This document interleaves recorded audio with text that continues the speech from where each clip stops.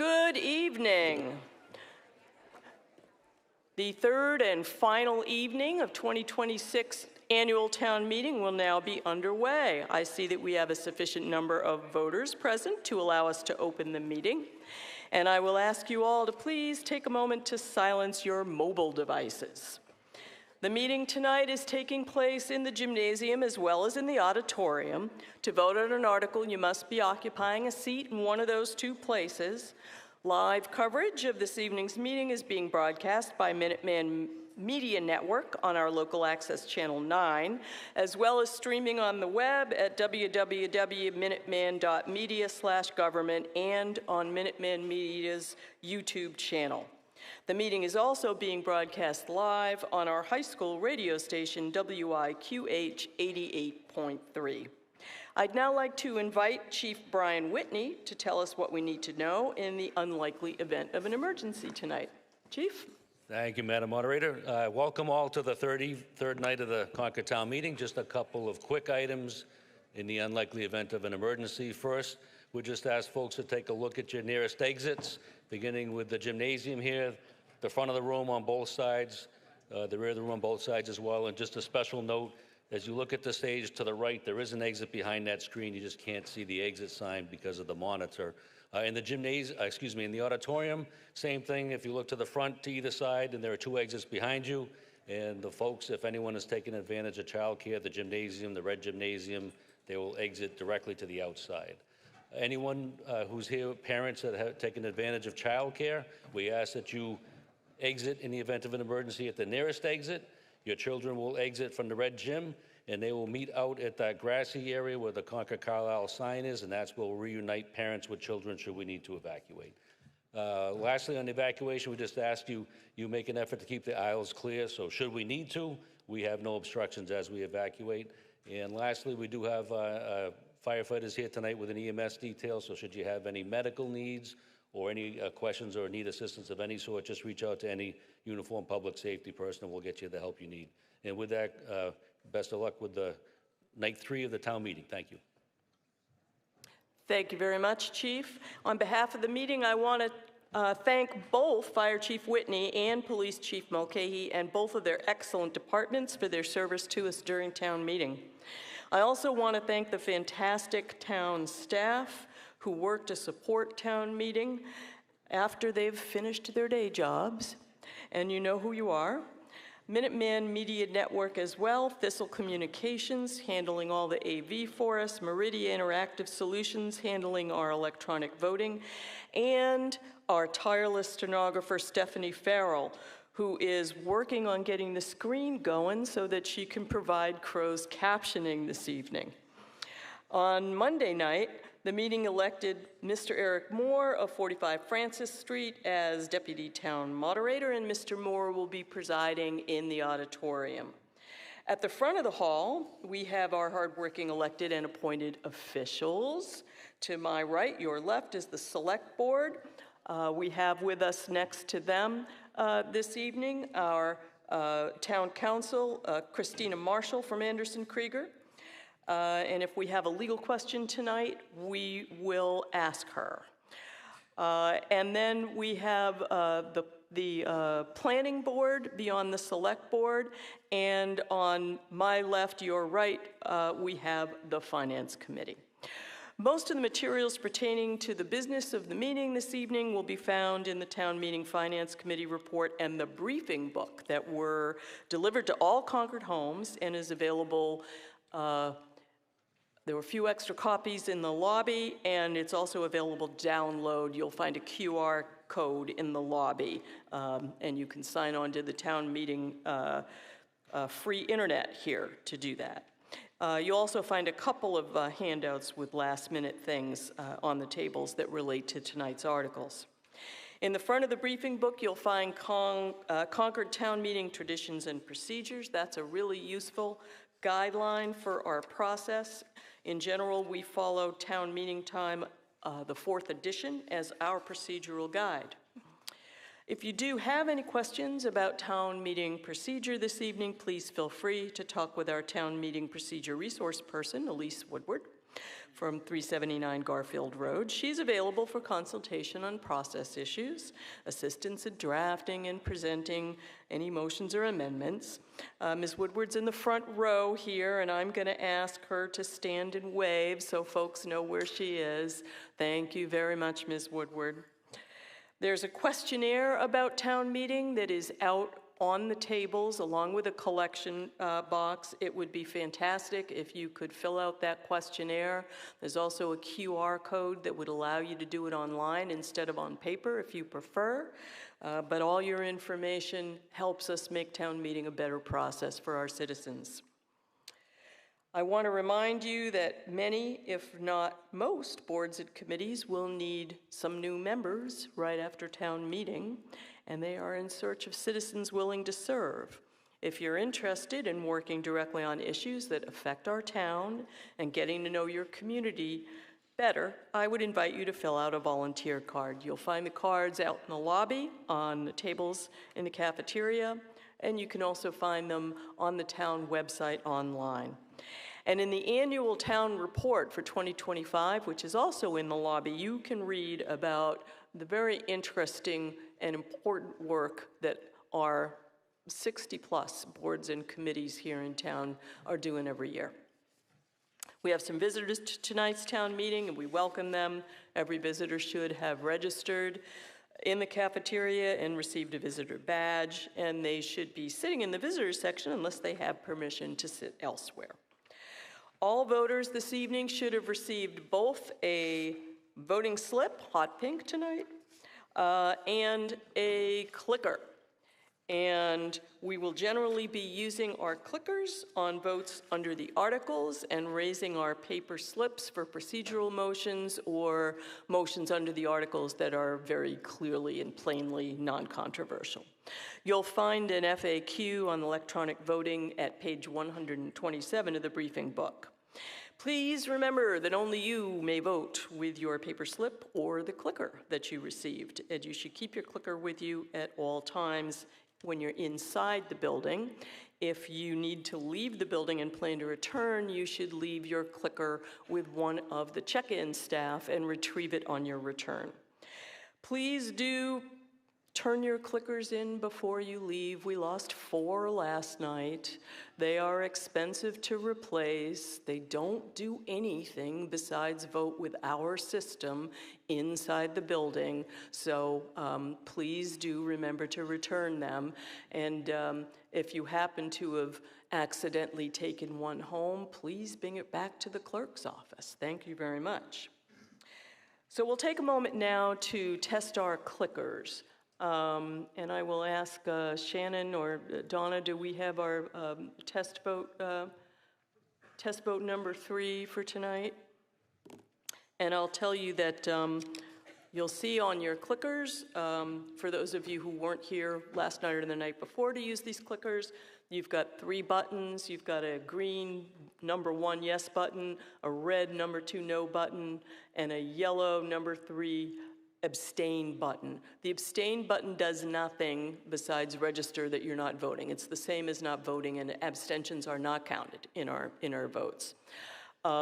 When you click yes or no, you will see an OK in the little screen that's on the upper right of your clicker, and you'll see a number that corresponds to what you voted. 1 if you voted yes, 2 if you voted no, 3 if you abstained. If you made a mistake, and you see, uh-oh, there's a 2 there, and I meant to vote yes, just change your vote. While the window is open, the last vote that you make will be the only one that registers from your clicker. If by chance your screen is dark, when you click the buttons or you see a letter instead of a number, your clicker is not functioning, and you should head out into the lobby and seek out the IT help, and they will give you a replacement clicker. Okay, do we have our test vote? Oh, there we are. Okay, this is tonight's test vote. Should Peyton Pritchard be named Concord's 2026 favorite Celtic? Okay. All right, can we open the window, please? All right, and you may vote now. Yes, if you want Peyton Pritchard to be our 2026 Favorite Celtic? And no if you would choose someone else.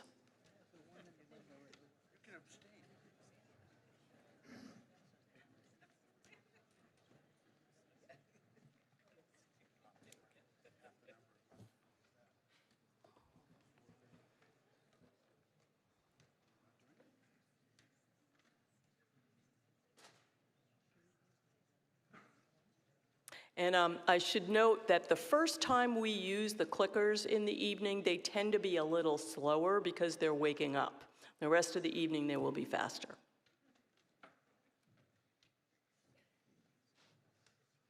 Okay, let us close the window. Oh, wow. Not Peyton Pritchard, I guess. Okay. All right. We don't have a preliminary motion to fix the end of this evening's session. It's our hope and plan to complete the business of 2026 annual town meeting this evening. One last word before we turn to Article 36, which is where we left off last night. As a community at town meeting, we want to be full and fair, but also to be respectful and reasonably use each other's time. So it's a balance. The meeting is, if the meeting is well-informed before the article, that's a good thing. But we also want to avoid repetitive debate that really doesn't shed much new light on the issues. So please do listen to the comments and questions of other people who've been ahead of you at a microphone and consider these community goals and values before you rise to speak, and also before you rise to move the question. Thank you very much, and we have Mark Howell here from the Select Board who has requested a moment. Thank you, Madam Moderator. I rise this evening with an additional thank you about a legacy of firsts, the town's first elected female moderator. We focus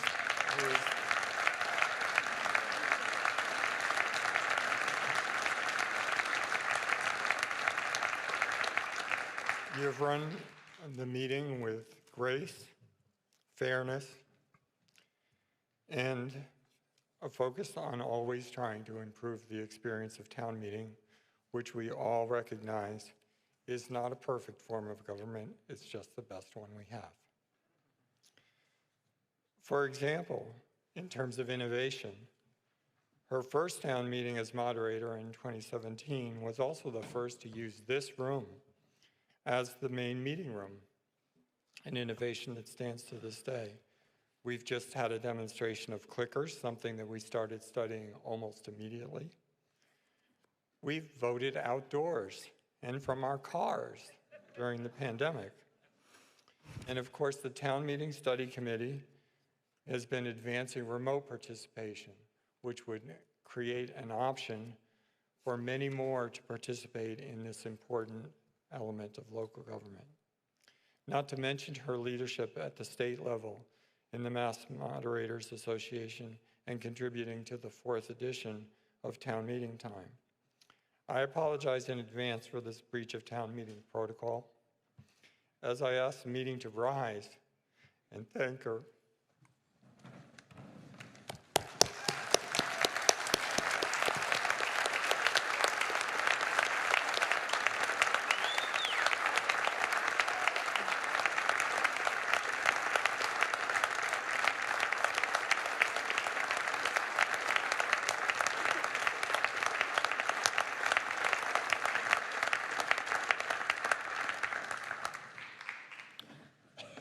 Well, there's a risk he's rendered me speechless. Thank you so much, all of you. We'll now proceed to Article 36, the zoning bylaw amendment for joint parking bylaw. We'll have the motion up in a moment. There it is. You'll see that this motion is moved as it's printed in the warrant. It requires a 2/3 vote. We need a second. Could I have one of those? I see that we have one. Thank you.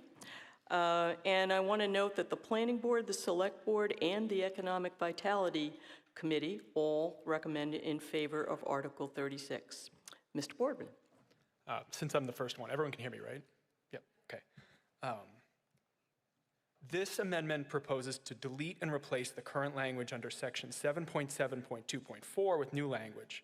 Additionally, it will clarify the use of the ambiguous term location in section 7.7.2.7, so it is clear it is referring to off-site parking, and to add a requirement that any long-term lease for an off-site parking arrangement is executed by all owners and tenants. Parking is and likely always will be a contentious issue. We appreciate that, but also recognize that reforming it is an important opportunity, which is why we see it come up in several action items in the town's comprehensive long-range plan, Envision Concord, a sample of which is set out on the screen. The Planning Board, in responding to this and the Select Board goal of that the zoning bylaw parking requirements be reviewed to make sure they are consistent with industry standards and address local business concerns, look into making changes in the zoning bylaws which support these goals. The town hired a transportation and parking engineer to evaluate the current zoning bylaw parking requirements set forth in section 7.7, comparing them to published industry standards and those of neighboring communities. He found that for the most part, the town's parking requirements are in line with industry standards in neighboring communities.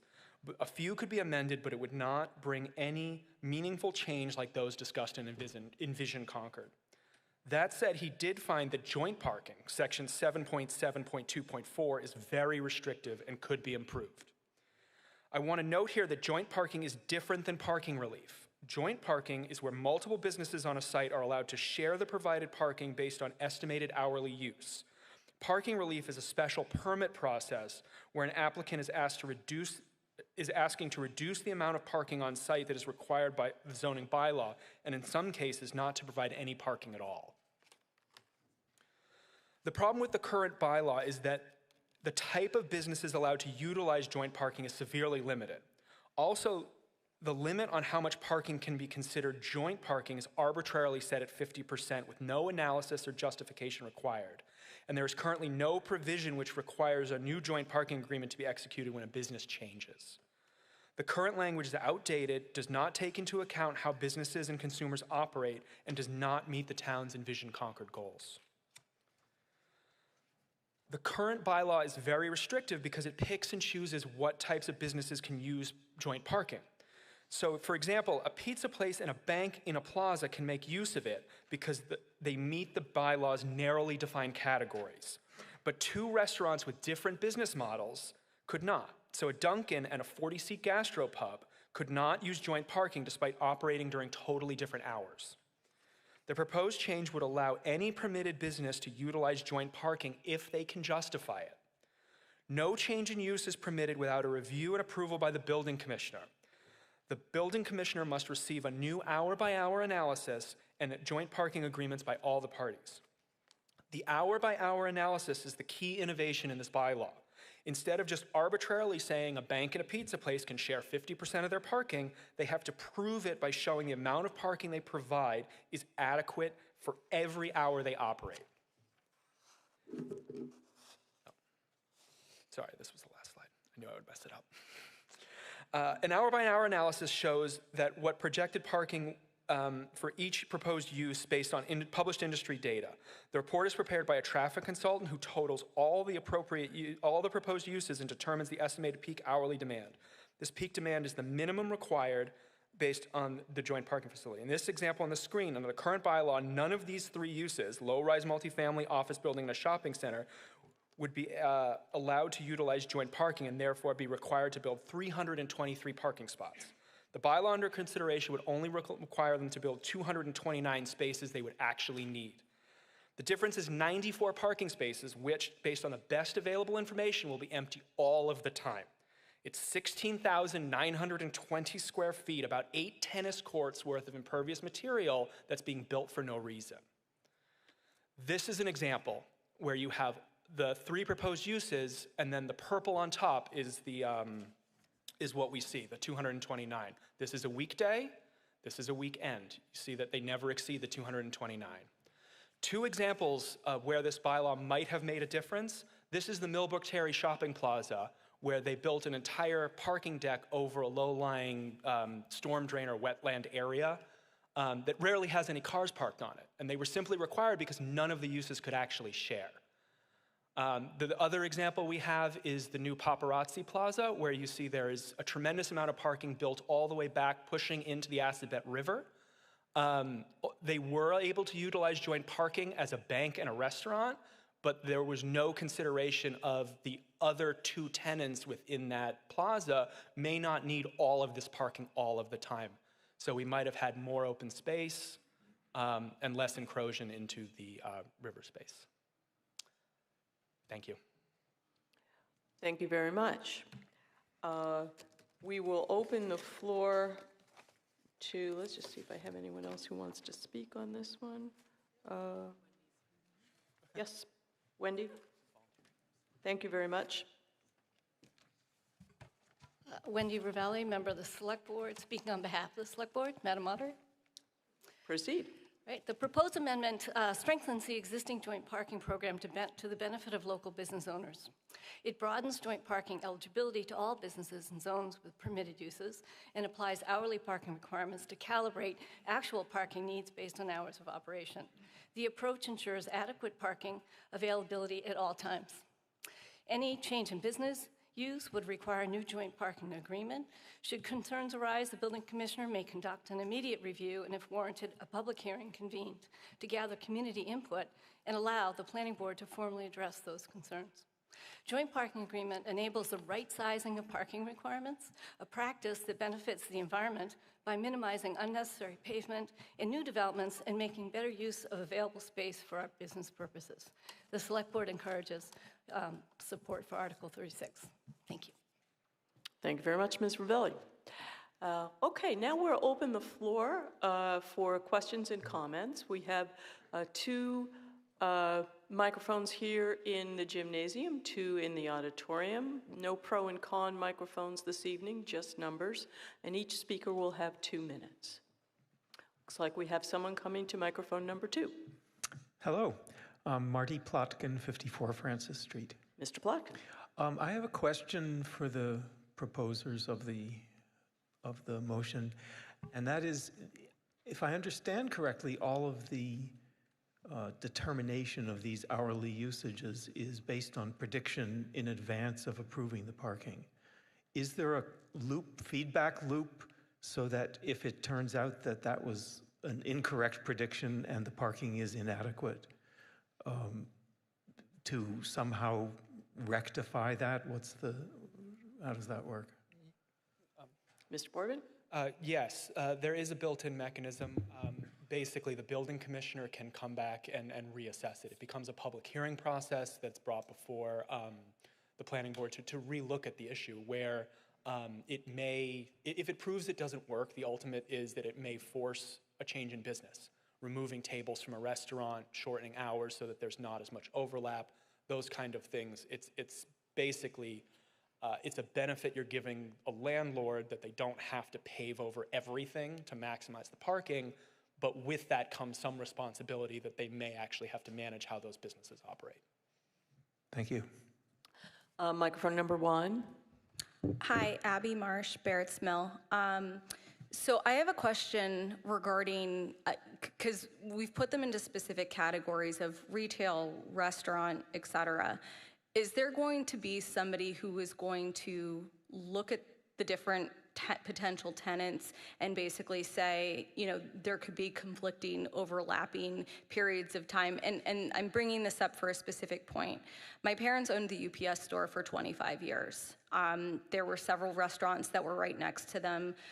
First it was TCBY, then it was Susie's Sweet Shop, and then it's now Sorrento's. What wouldn't have kind of come up on a graph like that, because you have obviously retail and then you have restaurant, was the fact that my mom had a UPS truck coming to pick up every evening right around dinner rush. There was also a big rush of people who had just gotten off of work, were coming to try to get into her store to do business, retail business, and they could never find a parking spot.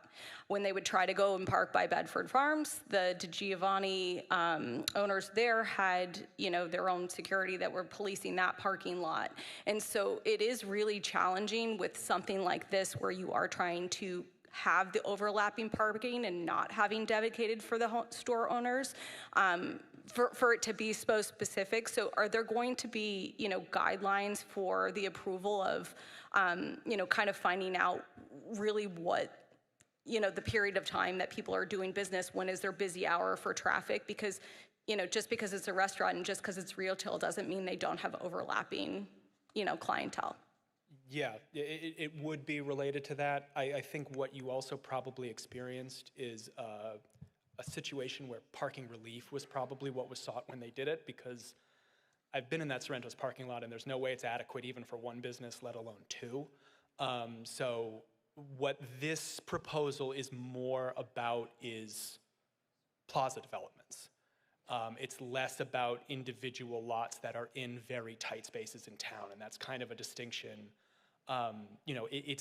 This isn't the type of thing that a Cafe Nero needed. That was parking relief. Joint parking is where you basically have a small plaza that can build out a larger lot to actually accommodate the needs of the use that they're planning on doing, but there are overriding town reasons why it would be great not to pave up to the property line. Are there safeguards? Because, for example, what my parents had was a small plaza, to be able to prevent this from being used in other areas, or it would be just town-wide? It is town-wide. It would be any permitted use within the town, yes. But again, whether one plaza's parking is, whether one small development's parking is or is not sufficient, isn't necessarily what's going to this, because no matter how that plaza phrased its joint parking, it was never going to be enough. It was always going to be parking relief. So what I think you're saying is there a concern that somehow two businesses would share a small plaza. On paper, it's adequate, but then something goes wrong, and that's that building commissioner process we had talked about earlier, where we can reassess exactly what's necessary and how that works. Thank you. We are out of time, sorry. I know, but he took up about a minute of what I was going to say. Well, you had about a minute and 45 seconds. I was watching, and then you had a follow-up question. So we're going to go. We got some other people waiting. You can come back, okay? Microphone number 2. Hi, Steve Urza, 39 Cottage Street. Mr. Urza. So I was thinking that this bylaw could be used, will be used by developers to maximize their development. So in other words, they will maximize their parking, and then because they're allowed some relief under this joint parking, they will be able to build a bigger building, and then they will have as much parking as they can, and there may not be any room to build any more parking because they've maximized it. So in the result, we're going to have bigger developments, more cars, and may be a lack of parking. So just a point, that's all. Mr. Borbin? Sorry. The goal of this is to reduce the available parking. It's not to create a mechanism to enlarge buildings. So as part of the process we've seen in the past where people are asking for different changes like this as part of their permit, this is a public hearing that's done through the planning board. It's requested. The planning board is going to look at it and say, okay, the builder actually has to prove they are able to build adequate parking for the use that they're proposing. So they would have to, in the example we have, they would have to be able to show they needed the 300-something parking. They could build the 300 parking spots before they were able to apply to build only the 220. Yeah. sometimes you don't know the future, and if they maximize the building and then it draws enough cars in and there's not enough parking, it overflows. I'm thinking of Dino's as one, where that building was built to, there was relief granted, and there's not enough parking, and then because they got the parking relief, a bigger building was built.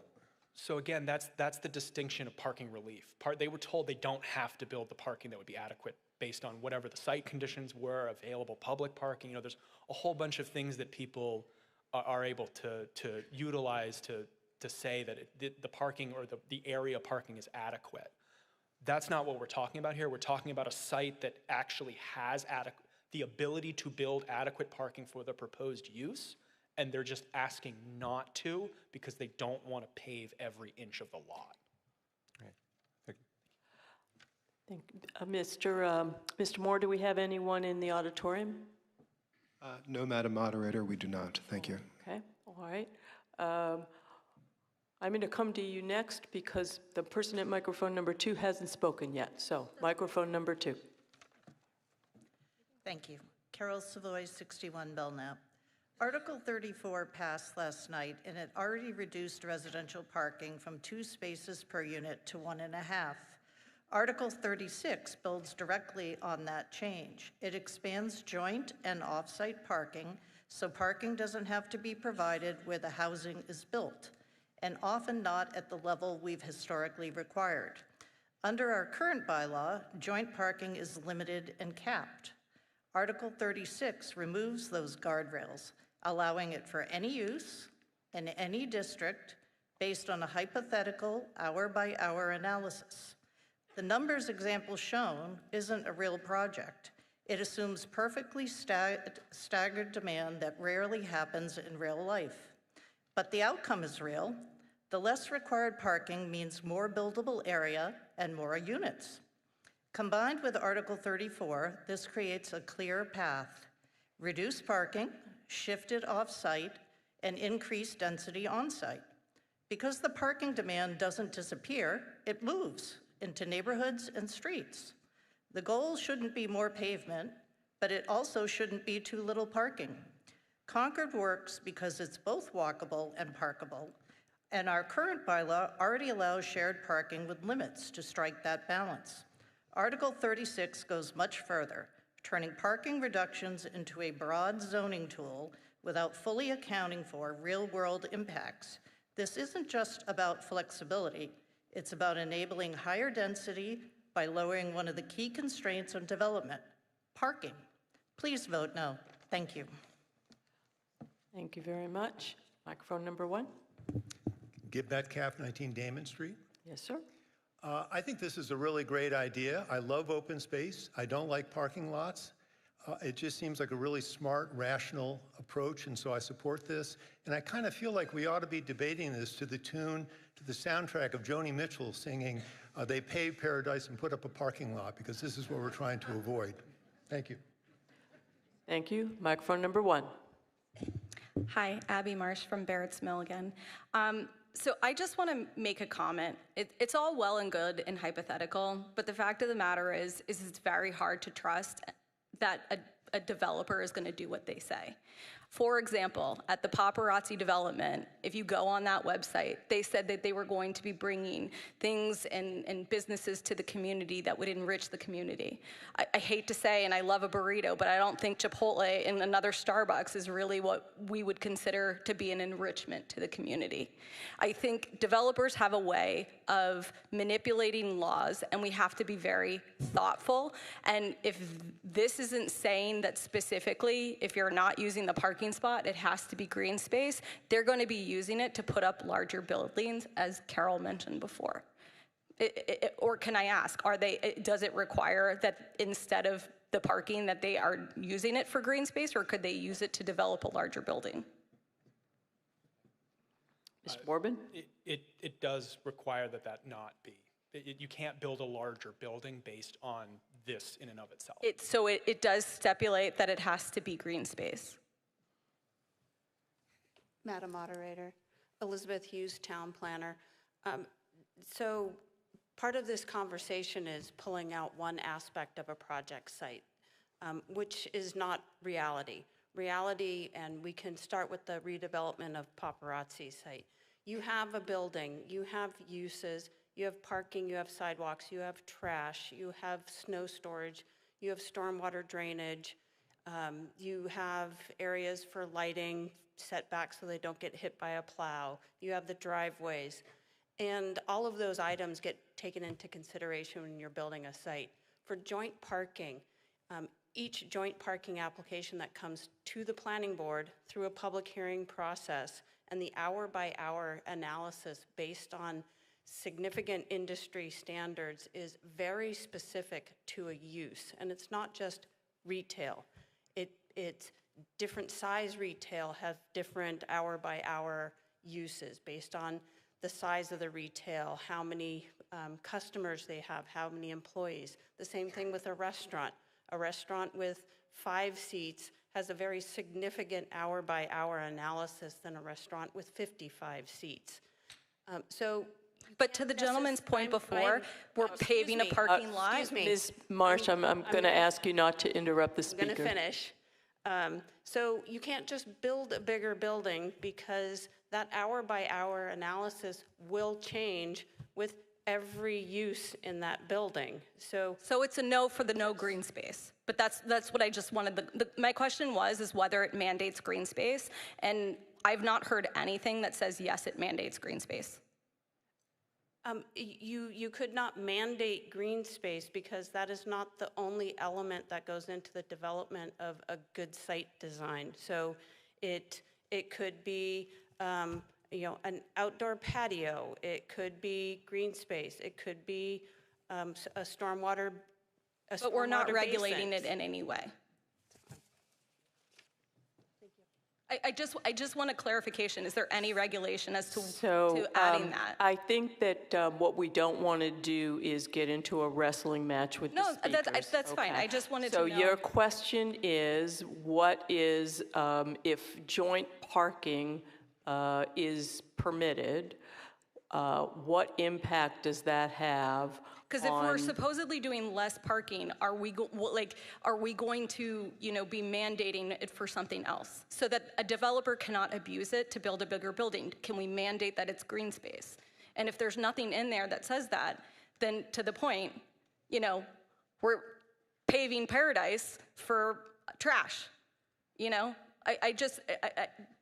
That's my thought. So I hear the question being, can you explain how this works? If there is, if you have 2 businesses that have shared parking, so that arguably each of those businesses needs less parking than they would if they were conflicting with each other for all hours of the day, what happens to the space that they don't have to create as parking? That's what I hear the question to be. And maybe there's not an easy answer to that.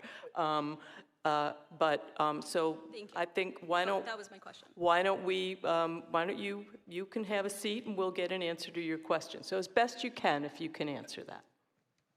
It provides more flexibility to the developer to create a better site and a better use. So the end result is you end up with more possibilities of things like the pedestrian patio between, Concord Tea Cakes and is it the fish places right on the corner?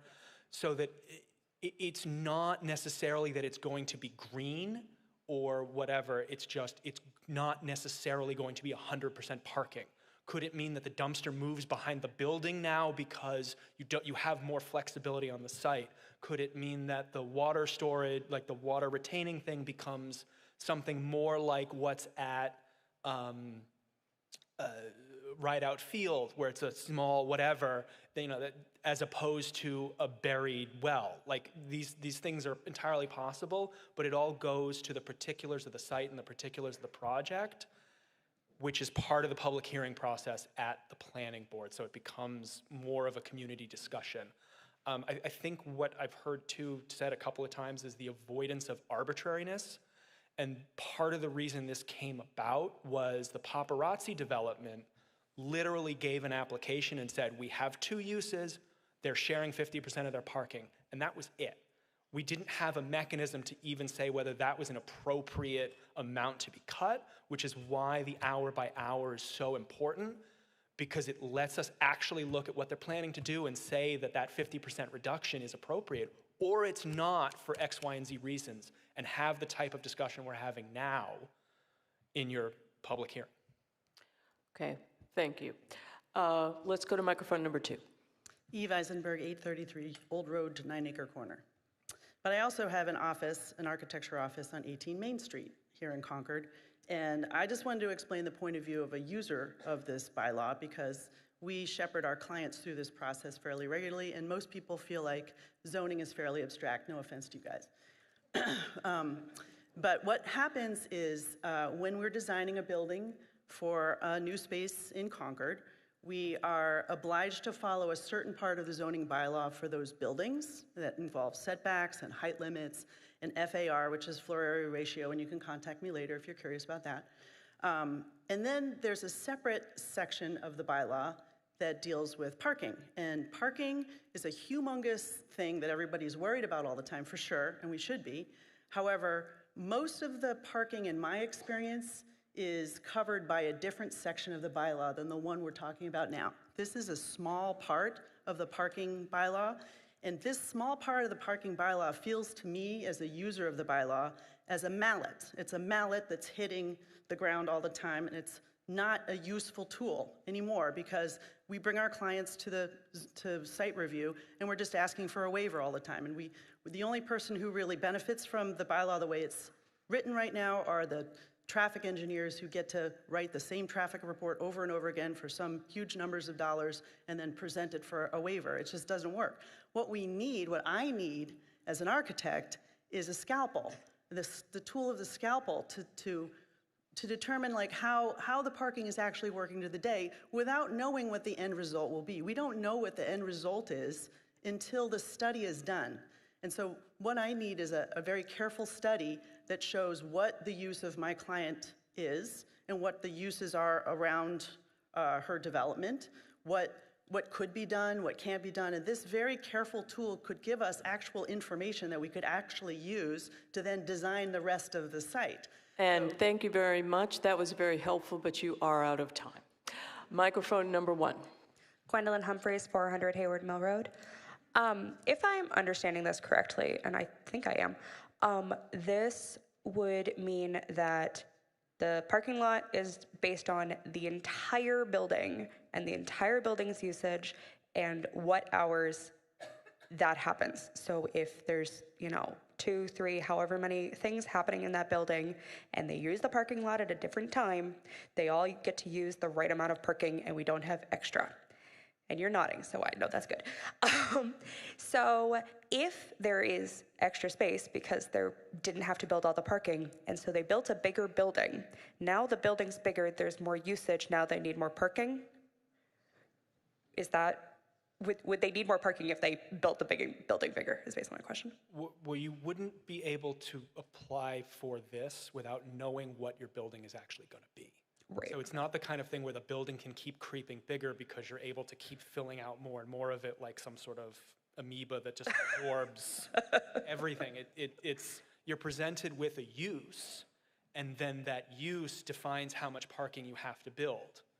Okay, And it so doesn't you don't have the option of just expanding into whatever space you've got because you said what you're doing. Okay, great. I think this is a great idea. I think parking is important, and I think not having extra is also important. So, yeah, thank you. Thank you very much. Do we have anybody in the auditorium, Mr. Moore? No, ma'am, we do not. Very good. Microphone number 2. Rich Feely, 347 Lexington Road. I urge adoption of this article. We can all come up with scenarios where maybe there would be some monster development. I don't think it's going to happen in this town. I've been to too many annual meetings to know what would happen to large developments. This is an increment on development, and I have to give credit to both the staff and the planning board. There's an incredible amount of thought that's gone into this. And I think we have to respect the people who volunteer to do this work, to do it conscientiously, which I think you've done, and come up with something that says, yeah, you know, if you're going to have an American Legion in a barber shop, you don't necessarily have to put the two together because the folks don't show up at the Legion till 5 o'clock. So I think this is a worthy incremental change, and we ought to get on with it. Thank you. Thank you very much. Microphone number 1. Thank you, Diane Proctor, 57 Sudbury Road. Andrew, I loved your presentation. I do want to just say one thing. Is that the mill dam example, and I'm sure this is making the obvious apparent, but the mill dam, of course, is not being used because there's nothing there. Citizens has gone away. The restaurant went away. I mean, there's a wonderful Concord market there. There's the CVS, but that unused parking right now strikes me as not necessarily an anchor for the argument. What is happening at the paparazzi is more so. You may respond. The only thing I will say is the only reason they built it was because they had to. Okay. And so it was not a site that one would have thought was conducive to adding more parking, but they wanted to put in the market, and so therefore they found a way to build a lot more parking. And you're correct, the uses, now that it's empty, it feels like a silly example, but it wasn't full even when those restaurants were running because the restaurant doesn't operate the same time as the Citizens, and it doesn't operate as many, you know, all of these different All the other examples. variables, okay. And we were just trying to come up with 2 examples of where this might have been a benefit. Thank you know, you it's very not exactly specific to that circumstance just because of the unique nature of it, but it's an example. And incidentally, on 34, I've been doing some car shopping recently, and I still can't find a half a car. So I'm very curious how they deal with 1.5 cars, but thank you. Microphone number 2. Colleen Humphreys, 400 Hayward Mill Road. Ms. Humphreys. The planning board is picky. They have members on it right now who are very, very picky. And the current, it looks like the way it is currently, it's a cookie cutter. And this is to make it, force the architects to be more thoughtful and careful and flexible. And the planning board isn't gonna say yes to stupid things, whereas right now they might get stuck with a bad one and a worse one, so they pick the bad one. But the goal of this is to have a better one be one of the options.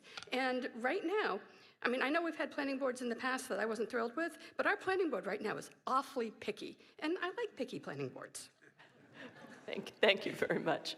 Anyone I see we have one person at a microphone in the auditorium. Let's go there. Please. Pamela Dritt, 13 Concord Green. I think this is a wonderful improvement.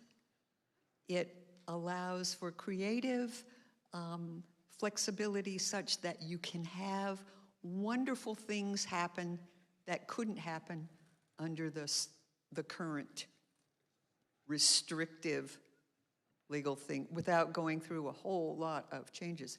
And I'm thinking of, I live in West Concord, and I noticed that the parking lot where the White Hand Pantry and the pharmacy and the wine store has signs all over it.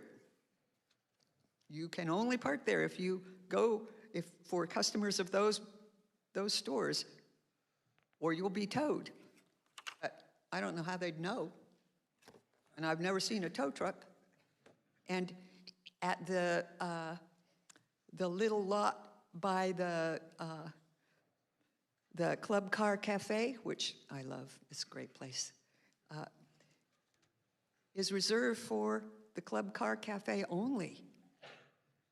Right next to that is the Open Table, that's not wrong name, Woods Hill, which are open entirely different times.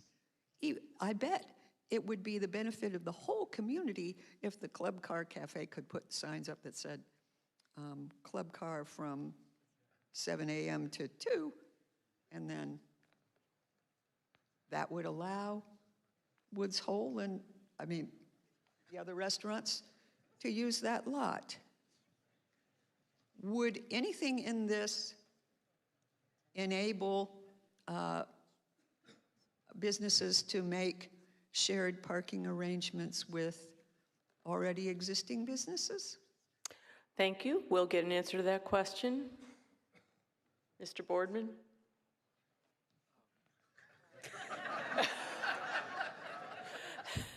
The question was, would anything in the proposed bylaw enable existing businesses to share parking with other existing businesses? I think I got that right. There's nothing to prevent that, but there's no incentive within this bylaw. This is purely a, this doesn't cover that kind of thing. Yeah, and if they wanted to go through planning board's site plan review process for fun, they're welcome to. But somehow I doubt that an existing business would be all that interested. I don't know, it could be fun. Mr. Van Loon, microphone 1. Eric Van Loon, Martha's Point Road. I'd like to call the question. Well, you know, you're the last speaker, so how about we just go to a vote? Is that okay with you? Sure. All right, excellent. Okay, so let's use our clickers for this one. And I will ask for the clicker window to be open now. It's open and you may vote. Oh, sorry, not quite open.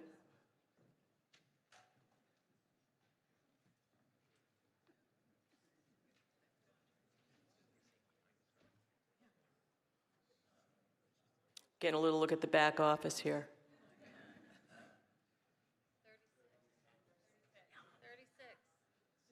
We're on number 36. Okay, open. Now you can vote.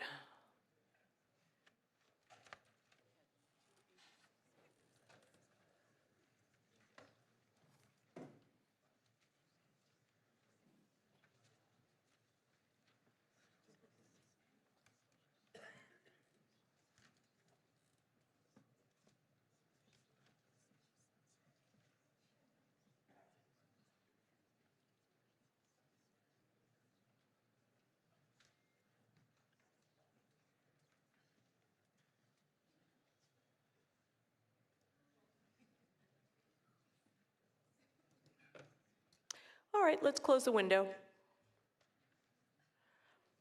Okay, so this is a 2/3 vote, and at 232 to 42, this definitely passes by 2/3, and I do so declare.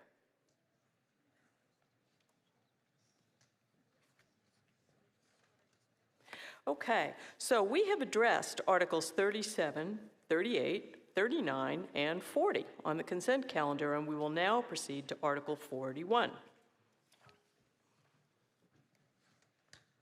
We're waiting for your motion. Thank you, Madam Moderator. I move to of the town to appropriate $991,421 from the Stormwater Enterprise Fund, using revenues to expend under the direction of the town manager for necessary expedient stormwater system expenditures during fiscal year ending June 30th, 2027. Can we have a second for the motion, please? I see that we have one. Thank you. Thank you. So we are back. This is the third year I'm presenting on stormwater. We're pleased to say that we have fully stood up a new stormwater utility. Bills went out successfully this year. We have made lots of inroads as far as designing and implementation of this initiative that really dates back, a number of years, where the Climate Action Committee and vulnerability assessments for Concord said stormwater is a priority. We need to make more investments in stormwater management. The needs are inclusive of improved operation and maintenance of our existing infrastructure. We need to do additional inspections and monitoring to evaluate the assets. We are looking to mitigate and minimize flooding where we can, and avoid more catastrophic emergency responses that can be very expensive, where we've had failures not in the not too distant past.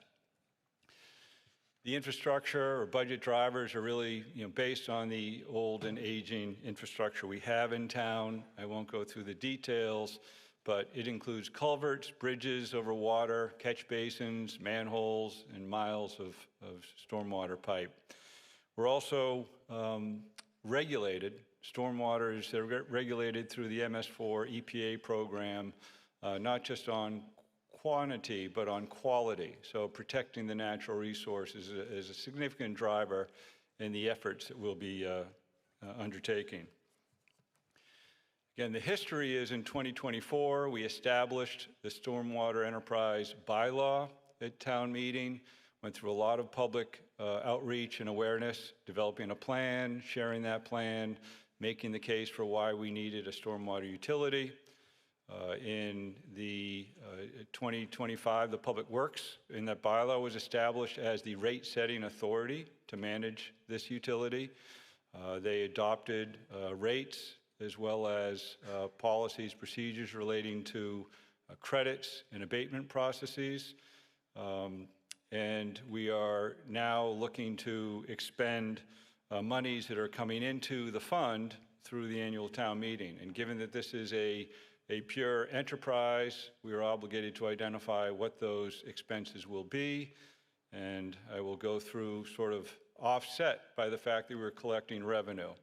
And a reminder to the group, one of the major drivers of getting funding for this, what we call orphan utility, where it's out of sight, out of mind, was to try and develop a fair and equitable approach to how we would assess this fee.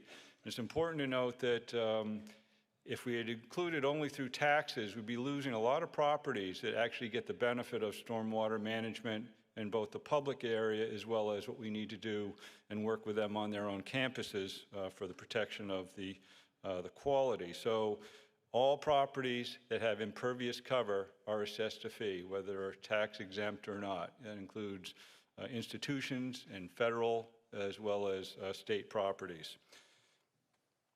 You can see the apportionment. We have non-residential, which makes up close to about $600,000 of our anticipated revenue. Large residential properties, it would be things like Concord Green. And then the small residential properties are those 1 to 3 family properties where we anticipate, you'll note, that the revenue is projected to be a little bit more than what we actually are proposing to spend. We anticipate there may be some monies that go towards credits that we try to incentivize some people doing work, on their own property to better manage stormwater there. The pie graph here identifies, I'd sort of focus on the 3 larger slices of the pie, infrastructure improvements. Those are things that we would be spending money when we're doing, say, roads program, when we come across some stormwater infrastructure that is in need of repair. We don't want to be drawing from the roads money, which is for the pavement, to invest in other, miscellaneous costs. So this is allocated for any of those needs that we identify. There may be some phosphorus reduction that we might do through some design projects in the public way. Other professional technical services is a large chunk of our anticipated expenditures. As a new utility, we have to outsource a lot of support that would include design for phosphorus reduction projects, estimated cost about $100,000, asset management system inspections, and I also would look at the catch basin cleaning. That's a very important driver for all communities to maintain the catch basins so sediment doesn't get into the river systems and they function properly. This is generally what I just described. I'm prepared to answer any questions you may have. Very good. Thank you very much. Let's see.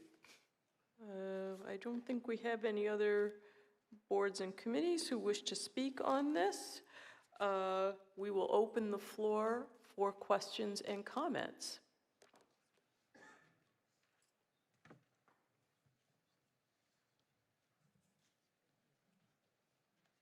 Microphone number 1. Hi, Shelley Amster from 44 Prairie Street. I've lived across Thoreau School for almost 38 years. The same parking lot that has supported the original building has not changed, and the two drains have never worked. That parking lot is flooded after every rain. And I've gone to the school and I've gone to the town about who's responsible, and they each say it's someone else. Is there going to be a more organized process, especially now they're going to be redoing that parking lot, to make sure it's on the abutting the Assabet River, and so I don't know what's going in there? Great question. And yes, with this program, we will start identifying and prioritizing different projects. Whenever there's construction, say a repaving of a parking lot, I'm trying to think, was it the parking lot just across the way here? You'll notice that was repaved. Is it the Turtle? That's the Turtle Crossing? You see there's a new, as part of the repaving, there is some area that was designed and installed for stormwater management. So that is going to be integrated into any of these projects that the town will be managing. And so who is responsible for contributing to that? Is it because the school make their own pavements? No, so the school is assessed a fee, correct. So they would contribute to the larger fund, which is managed through Public Works and invested through Public Works. Thank you. Microphone number 2. Yeah. Oh. Yeah, hi, Steve Urza, Cottage Street. I'm not sure where it falls on your radar, but there's a large flow of water going down Cottage Street and into the wetlands and the Assabet River wetlands across between Cottage Street and the river. Just wanted to flag it, that's all. But it's been going on for a while.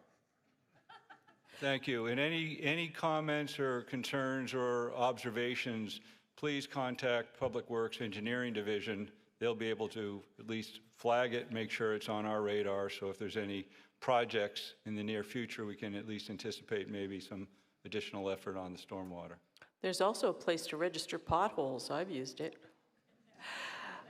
So this, by the way, folks, is one of the reasons why we pull, there's so much that's routine in our enterprise funds, and we handle them on the consent calendar.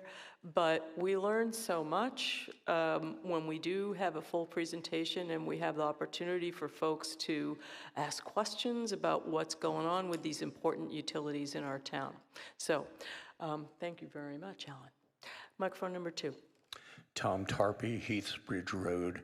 I'm wondering if what appears to be a disproportionately large expenditure on consultants is a function of this being early times in the utility, and whether as time goes on you anticipate a greater proportion of your expenditures will be for actual pipe, bricks and mortar. That is the goal, as well as potentially in-house engineering support. We do have one engineer who is working on stormwater, but also working on roads programs and other things. But as this utility evolves and we complete our asset management assessment, we'll have a better sense of the needs and then identify what are the resources to do design and construction. Microphone number 2 again. Yes, hi, Kim Novick, 53 Temple Road. Just a quick question. Last night we were talking about improvements over by White Pond, and that included stormwater and paving. Who's going to be responsible for the stormwater? Will that come out of this, or does that come out of the abutters? No, because of the unusual nature of that neighborhood, that improvement will be entirely the abutters, and the maintenance of that system will also be the abutters because it's on a private way. Cool, thanks. All right. I don't see anyone else at a microphone. I think we are ready for a vote. Let's use our paper voting slips for this, please. We only need a simple majority vote on this, not 2/3. All those in favor, please raise your voting slips. Thank you very much. All those opposed?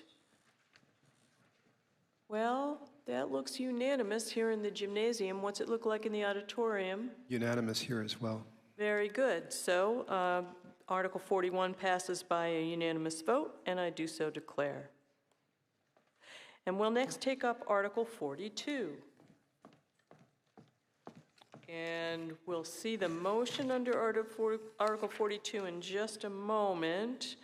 And I want to note that there are lots of materials on this article that are in the briefing book starting at page 86.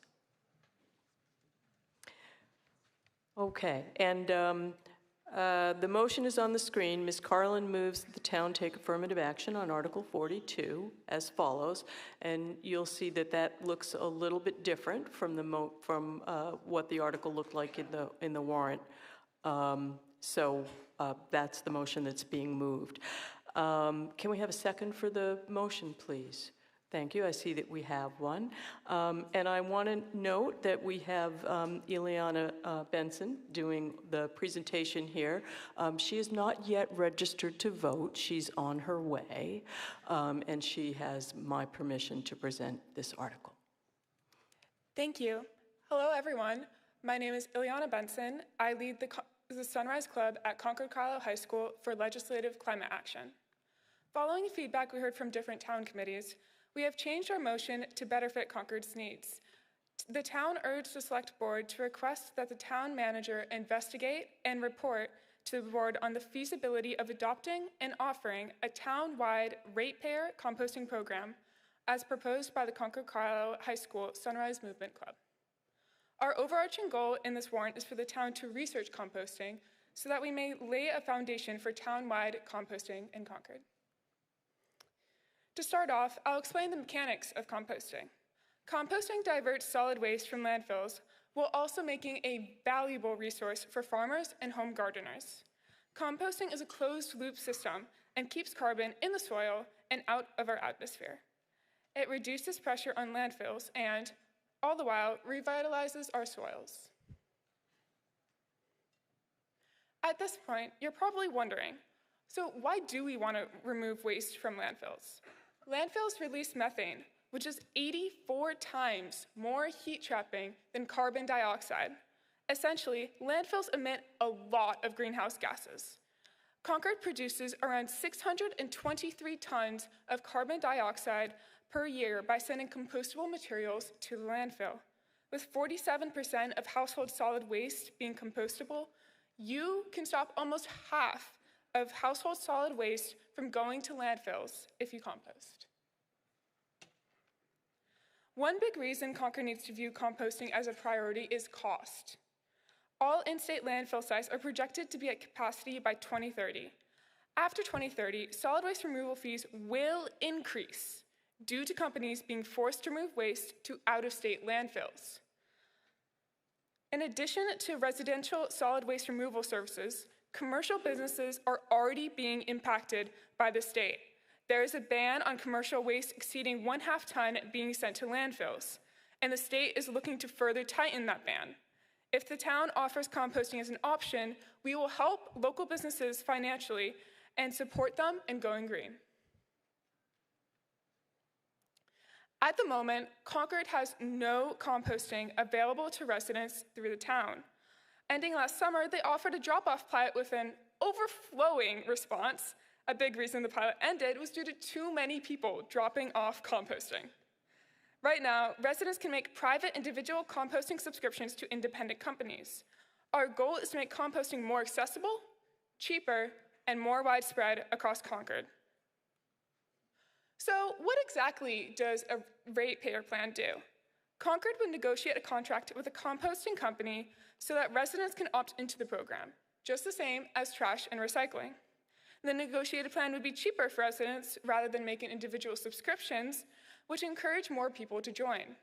With this, Concord can be a leader in sustainable waste management and easily reduce town-wide greenhouse gas emissions. Evidence shows that towns that have a partnership with a composting company have lower solid waste fees due to diverting food waste. Since composting will reduce the amount of solid waste per household, it will also reduce the overall cost of trash for all residents due to how the town's current contract works. If the town does this research now, we will all save money in the long run. Again, we are asking the town to research an opt-in program, which means only those who want composting will pay for it. It will not impact your taxes in any other way. The composting vendor would handle all customer service interactions. Beyond initial negotiations with the composting vendor, the town would have to do very little. Additionally, there are many grants available through the state. Mass DEP has awarded $350K and grants to towns in Massachusetts. For example, in Bedford, their startup costs were completely covered by the grants they received. Beyond startup costs, the ratepayer system pays for itself since residents opt in to pay the fee. These in green are some of the towns that have partnered in various capacities with Black Earth, one example of a composting vendor the town can negotiate with. And then Concord is right in the center in yellow. Black Earth Composting has 40 towns offering free starter kits to residents. And the towns that offer townwide composting are also highlighted. You can see Bedford, Lexington, Arlington. All out of those towns, they also have 4 towns offering completely free service to residents and 4 towns offering subsidies back to the residents for signing up. This is just one set of data from a composting vendor. Even more towns could have town-wide composting with other vendors. The Climate Initiative Group of Newbury Court residents also sponsors this article. Concord Climate Action Network and the League of Women Voters recommend positive action, and Mothers Out Front also supports this article in addition to those already on the screen. We appreciate your consideration in this article, helping Concord be more sustainable. Thank you very much. You can have a seat in case we have questions for you. And I think we have a few boards and committees who would like to speak on this article. Let's start with the Select Board.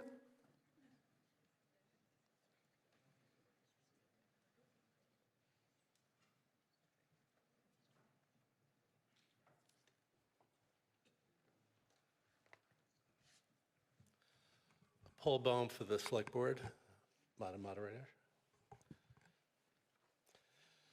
So, proceed. Excuse me? Yeah, proceed. Okay. The Select Board voted 3-2 to take no action on Article 42 as currently proposed. So why did we so vote? I really want to emphasize that the Select Board is fully supportive of actions related to reducing greenhouse gas emissions as part of our Climate Action Plan and increasing the usable life of our landfills, both through composting. There's complete agreement on that. And in addition, and importantly, we are fully supportive of and encourage new ideas and civic engagement from our student population. And we really applaud the thoughtful and accurate description of the benefits of composting. However, the majority of the Select Board felt that determining the feasibility of a ratepayer, town-sponsored program was not the most efficient and practical path forward. There are other paths. Such a ratepayer town-sponsored program, even if feasible, would likely unnecessarily burdensome by way of achieving the goals of increasing citizens' participation in the programs. Possible implementation of such a program, even if feasible, could be costly to the town, and importantly, unduly burden town staff, especially our Public Works Department for implementation and management, and possibly the Light Board for billing. And as you all know, the Public Works Department really has their hands full in multiple projects all around town, and it's quite challenging. Those Public Works is focused on higher priority efforts relating to delivering services, such as road paving, safety improvements, land use planning, managing current sewer, drinking water, stormwater, and trash programs, and others. And a really key fact is that the citizens can now easily sign up for composting through vendors, as have about 600 or so households in Concord. Citizens don't need the town to get in the middle of that opportunity. So those were the reasons for the Select Board's recommendation of no action on the motion. However, we do see the town adding value to and assisting in that effort. And in that regard, I will be presenting an alternative motion for consideration on behalf of the Select Board. Thank you. Okay, so do you have a slide? You have it ready? Okay.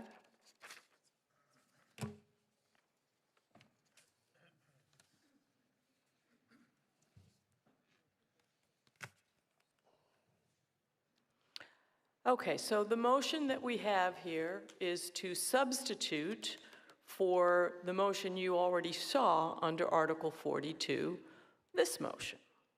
Can we have a second on this motion to substitute? Point of order. Yes. Does the Public Works Commission and the Climate Action Commission Committee have recommendations to read from the floor prior to this on the main motion? You would like to, well, this amendment has come up here now procedurally, do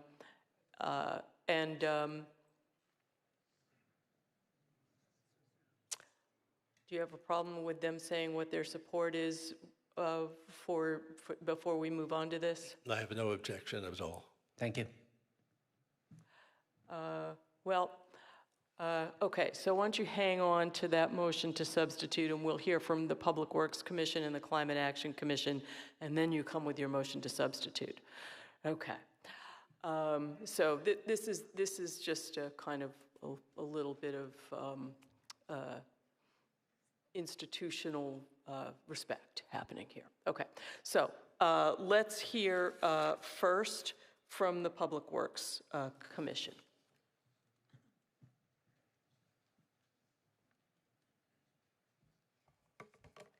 Madam Moderator. Hi, I'm Andrea Solomon. I'm the chair of Public Works, speaking for Public Works. So why does Public Works oppose this article? We did vote on this unanimously against it. To be clear, the Public Works Commission agrees that composting is one of the best ways we can reduce the amount of waste going into landfills. Since most of us already compost, we know that you don't have to wait for the town to research and figure out how to offer this service when there is already a well-established, efficiently run, cost-effective service available to us right now. So instead of waiting for town committees and staff to figure this out, to research, budget, seek approval for that budget, and negotiate a contract and then roll out the program, you can support this effort by subscribing to the very popular and reliable composter who will pick up your compost on a schedule that suits you. For those of you who might like to do your own composting, the town does in fact already provide receptacles for a cost along with instructions to do it in your own backyard. Focusing on efficiency without expanding government is a key effort that Concord taxpayers appreciate and support. Relying on the town government to figure out what has already been figured out, waste time and money in departments that we consistently demand be more efficient in order to reduce costs to taxpayers. Instead, take up this effort by signing up for the existing affordable compost service. Many of you already subscribe, and because of Concord's high subscription rate, we receive a heavily discounted rate from this composter. As a community, we are already stepping up to do our part, but the students are right, we could do more. We think that teaching people how easy it is to compost is the best way to promote it. It's not the expense, which is already very inexpensive, that's preventing greater participation. It's knowing how to do it. And if I can do it, you can too. I was so impressed by what I heard from the students, especially Ileana at a select board meeting, that I signed up all by myself. So instead of voting yes and thinking that you've done your part by leaving it to government to figure this out for you, take a minute to talk to one of us or Google Black Earth and see what comes up. We hope to combine efforts with the Climate Action Committee and other community groups to offer this education, and are very hopeful that the Sunrise Club would help too. I urge town meeting to support the initiative to compost by voting no on this article, leaving government out of this relationship with composting, and to pursue composting through the subscription service that already exists. So please don't wait for municipal delivery when it is available right now for you today. Thank you very much. We'll hear from the Climate Action Committee.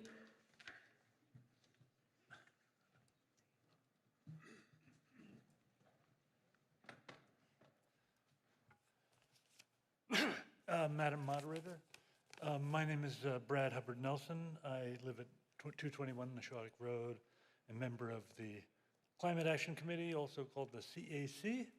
And we unanimously supported the article because we think it is the most effective way to get a lot of people composting more. It's a simple measure in support of the Climate Action Plan. That is what our committee is about. And our understanding, we may find out this year, is that negotiating a curbside compost that is town-assisted, not a government-run, but town-assisted, will get many more people. Like in Lexington, 30% of people subscribe rather than 10% here. Citizens in 2024 declared a climate emergency and strengthened our goals for emissions reductions, and that includes all the sectors, including waste, where we have a goal of reducing our waste by 30% by 2025, which was last year, and we made almost no progress towards that goal. And we see that this is getting people composting en masse is the easiest and most cost-effective way to do it.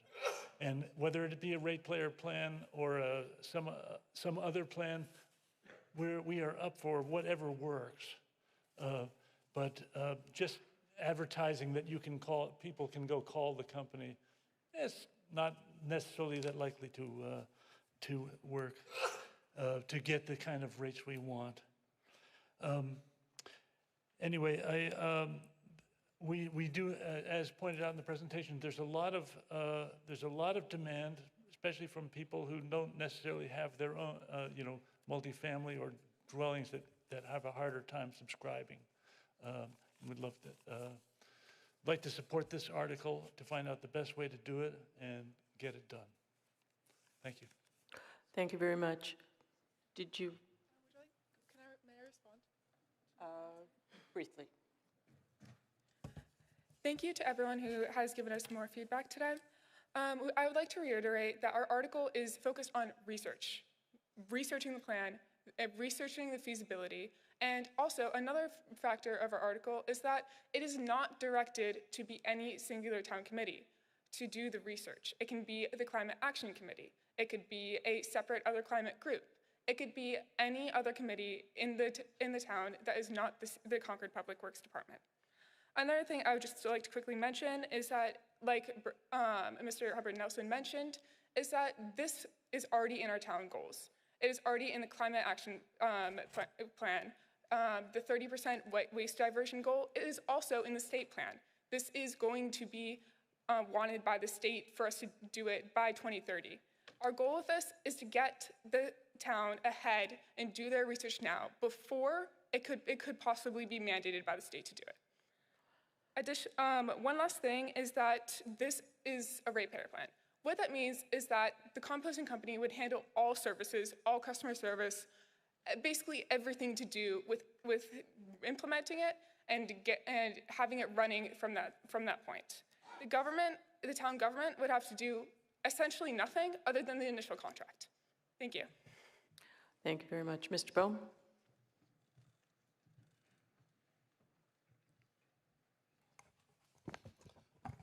Thank you. If I can have that slide up. Okay, so let me read the motion. Mr. Bohm, on behalf of the Select Board, moves that the town ask the town manager and the Select Board to explore the feasibility of negotiating lower composting rates from third-party suppliers and to support the Concord Carlisle High School Sunrise Movement Club in expanding awareness in town of composting benefits. All right, could we have a second for the motion to substitute? I see that we have one. Thank you. Thank you. I hope you'll support this substitute motion rather than composting me after this. So at the heart of this alternative motion is the fact that, as mentioned previously by me and others, subscribing to third-party vendor-run and vendor-managed composting programs is currently widely available to residents. So what's the added value that the town government can provide? We're not walking away from this or trying to help. We believe that that added value is to work to enhance citizens' participation in those programs through two main actions. So the alternative motion has the benefits of, one, focusing on two pieces to simplify the efforts involved in working towards and achieving the same goals being expanding the use of composting by town residents for all the reasons, environmental reasons that we talked about. Potentially leveraging wider participation to lower costs, and by building awareness and educating our citizenry. Actively negotiating those rates by offering vendors a win-win strategy would be our approach. So moving on both pieces go hand in hand in achieving this goal. And at the same time, these two pieces do not increase the burden on and diverting important efforts of town staff, which are really undetermined at this point what they are, but it's not zero. Also, at the same time, is not increasing the cost of the town of implementing a new program. We believe that these two pieces are exactly what's needed and are tangible yet straightforward actions that town government can take in collaboration with and assisting the student community in achieving the goal. Further, and importantly, this collaboration has an added benefit, the benefit of the town and the schools working together on a specific project. That would have many benefits going forward. So the Select Board believes that the amended or alternative motion will potentially achieve the results intended in the original motion, but doing so more quickly, efficiently, and more cost effectively. Thank you. All right. Well, Ms. Benson, would you like an opportunity to speak on the motion to substitute this motion for yours? All right. You can have 3 minutes. Thank you.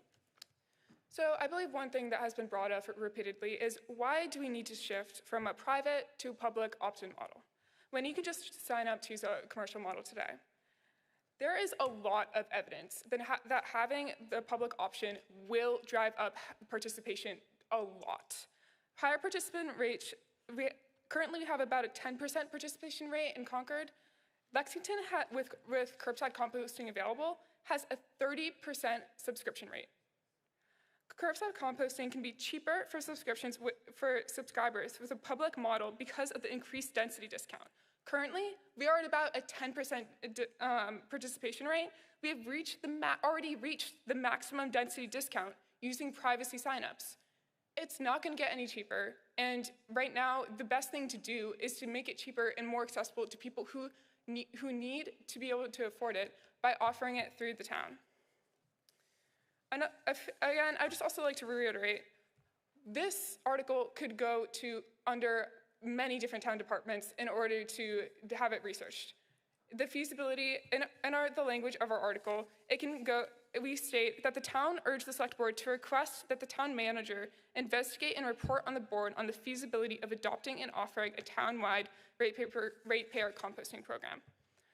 The CIC could investigate it. We could ask another climate organization to investigate it. It does not have to go to the Concord Public Works, and it will not put additional work on them. And then one last thing, this is already in the town goals. I know I've already said this, but I would like to repeat myself. We have a 30% waste diversion goal. It is set by the state. We are going to have to figure out something in order to do this. I do not believe that advertising composting is going to have enough of an effect. I believe that this article, the way that we have written it, is going to urge the town to take action and research this, and will have an effect in the future. Thank you. Thank you very much. We'll hear from the Climate Action Committee. Thank you, Madam Moderator. Brad Dye, 1019 Main Street, Chair of the Climate Action Committee, and speaking on its behalf. Proceed. Earlier this evening, at the start of town meeting, the Climate Action Committee held a meeting and voted unanimously to endorse no action on this motion. If I could ask Ms. McIntosh to get my one slide, please. As Ms. Benson and Mr. Hubbard Nelson have said, we have, as part of the Climate Action Plan, a very clear blueprint for how to do waste reduction in this town, and it is inclusive of composting. What you're seeing getting queued up on your screen right now is page 42 of the Climate Action and Resilience Plan. This is a plan which the Select Board had an opportunity to engage with and in fact endorsed. This is a plan which the Concord Public Works had an opportunity to engage with and in fact mutually agreed that this would be our town's plan. All of you gave your approbation at town meeting when this was a new plan. We had a year-long process talking about how we are going to be composting in this town in the next 5 years from 2020 to 2025 with a 30% reduction goal of solid waste. The only way for us to meet that goal is to scale composting in this town through a series of staged pilot projects, demonstration projects, and learning what is the right way for us to get to that 30% reduction target. The Select Board, I would respectfully submit to you, has failed to lift a finger to make this happen. The town needs to take seriously the obligation to decrease our solid waste by 30%. And I would submit to you that the only way for us to do that, the only plan that is being presented to you tonight that would get us meaningfully toward a 30% reduction is the petitioner's plan. The instant motion in front of you of substitution is not going to achieve a 30% reduction. Read it for yourself. Read our plan on page 42 of the Climate Action Plan. Madam Moderator, I hope that the motion for substitution fails. Thank you, Mr. Dye. You may respond, but I just wondered if the Public Works Commission would like to speak as well, and then we'll come back to you, Mr. Bohm.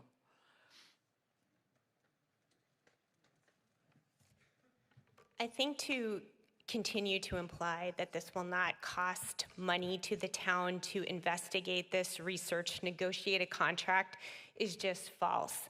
If any of you pay attention to the town, how it works, what is required of staff when you are looking at a contract, it is complicated. It involves staff time. It will take up staff time. It does cost money. It will cost taxpayers money. Many of the examples of other towns that get discounts, that's because those are subsidized by taxpayers. That is not done here. We have a ratepayer paid enterprise fund that you opt into.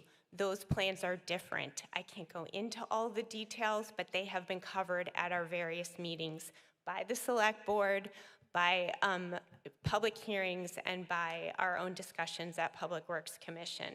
So it makes it seem so easy, but it is not. It will cost money, and it will cost time. Right now, there is an option available today. Right now, we could all sign up. If we had cell service here, we could sign up on our cell phones. There is and it's very reliable. It's super easy. I doubt it would take you more than 15 minutes to sign up for this. We have offered to educate people, to join in efforts with other committees. And by the way, it's in the Climate Action Committee charter to help educate the public on the best way to start these programs. Thank you very much. I'm glad you got in the cell phone joke there, Ms. Solomon. Mr. Bohm.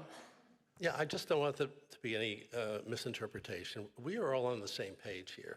There's no disagreement in the Select Board in achieving the goals of the Climate Action Plan, including composting. The question is just how we get there. And if you really peel this back, and I think it's been stated, but let me simplify it. There are really two main ingredients. One is the public being aware of the benefits of composting and the cost of composting and the ease of composting, which is basically calling up a vendor. Now, on the costs, I will take issue with Ileana's contention that we've reached the maximum discounting rate. Negotiations are just that. I and several others have been involved in negotiations. You have to, with the vendor, you have to have a win-win situation. A win-win situation would be for us to double the number of composting subscribers, for example. Whatever will do the trick, we can negotiate it, I'm sure, beyond what other municipalities have done. And I know that Wellesley has negotiated, their only step was to negotiate lower rates. They're not running their own program. So, you know, the various towns that have done things, they are not all doing ratepayer programs. The municipal government has all been involved in lowering the rates or working with the citizens and getting composting increased. So we're all on the same page here. It's just how to get there. Thank you very much. We'll open the floor now to questions and comments, and I want to remind folks that we're now addressing ourselves to the motion to substitute the motion. Can we have that back on the screen, please, so everyone can see what that looks like? Thank you. So this is the substitute motion that has been proposed by Mr. Bohm, and we will be discussing whether or not to adopt this as the substitute motion, and we will have a vote on it, and that will determine how we proceed next. Microphone number 1. Hello, David Carr, 82 Losbrook Road. So I'd like to take a moment to thank the town for what they do on this already. We did one of those composting barrels about 15 or so years ago, and we've just been putting stuff into it and it just disappears. It's magic. But the other thing the town did a few years ago was there was a negotiation for solar panels. And there was a negotiation, and there was a special rate, and so forth, and we got in on that, and that's why we have solar panels on our house today. I don't think if you'd just given us a phone number and told us to call that this would ever have happened for us. So I do think there's a real value to the town putting some effort into getting this thing going, into making it easy for people to participate, easier than it is right now. And I'm not 100% sure the substitute motion will do that. So that is my concern. Thank you. Thank you very much. Microphone number 2. Marty Plotkin, 54 Francis Street. Mr. Plotkin. I actually haven't decided about the substitute motion yet, but I just want to observe. I feel like there's actually some underestimating going on of the impact of adopting composting. We signed up with Black Earth, and I would estimate that our contribution to the landfill stream has gone down by a factor of 4 by volume and probably a factor of 10 by weight. And I'm curious to know of the money that we as ratepayers pay for our trash subscription, how much of it is affected by the quantity that we contribute, and how much of it is just the service of showing up at our curb. Because if it is the former, I think there's an argument to be made for some trade. We're doing some value to the town by reducing the trash that we put into the landfill. And I would happily pay even a slight amount less for a barrel half the size, literally. And you know, if you're talking about incentives, it doesn't take that many dollars to create an incentive for people to adopt something like this. That said, I also am totally in favor of the town negotiating a better rate for us to contract with Black Earth. Thank you. Mr. Cathcart, are you able to address that question, whether reduction in compost content would result in decreased costs for solid waste disposal?